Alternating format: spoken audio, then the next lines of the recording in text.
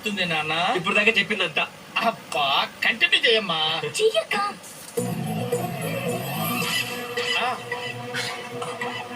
గుర్తొచ్చిందా? కమాన్ చెప్పు.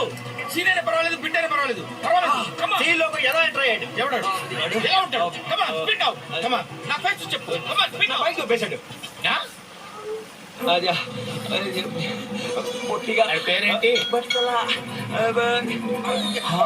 ఓహో అబ్బో హల్వా. హల్వా ఆ, ఎక్కడికి? నా డెక్కి పెగిలింది కానీ నువ్వు హల్వాలో లేవే కదా. వాడే నీలా ఉన్నావు. నా బైక్ ఎదురా.